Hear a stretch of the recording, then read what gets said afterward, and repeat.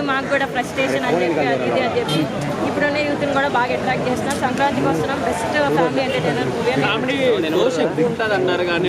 అనిల్ రావుపూడి అంటేనే కామెడీకి care of attraction. So ఖచ్చితంగా మూవీలో కామెడీ అయితే ఉంటుంది. ఆయన పెద్ద పెద్ద యాక్టర్స్తోనే కామెడీ చేయించారు. ఇంకా వెంకటేష్ గారు ఇంకా పెద్ద యాక్టర్, ఇంకా ఈ నుంచి చాలా ఎక్స్పెక్ట్ చేయొచ్చు మనం. వెంకటేష్ గారు లుక్ ఎలా అనిపించింది? వెంకటేష్ గారు కొంచెం పంచాయి కట్టి పైకి లేపారు కదా, క్యూట్ అనిపించింది. క్యూట్ అనిపించిందా? సో ఆయన పాట పాడాడు, ఆ పాట ఎలా అనిపించింది? బాగుంది. ఏదో పొంగల్ అని చెప్పి పాట పాడారు కదా, బేసిక్గా గోదావరి గట్టు మీద సాంగ్ బాగా నచ్చింది. అంటే ఒక హీరోకి ఇద్దరు హీరోయిన్లు పెట్టడం ఎలా అనిపించింది మేడం? తప్పే ఉంది, ఎవరి రోజు వాళ్ళే. అంటే ఇంట్లో ఇల్లాలు వంటింట్లో ప్రియురాలు మళ్ళీ రిపీట్ అవుతుంది, పక్కింట్లో ప్రియురాలు లాగా వంటింట్లో ప్రియురాలు ఆయన రిపీట్ అవుతుంది అనుకుంటున్నారు హిస్టరీ.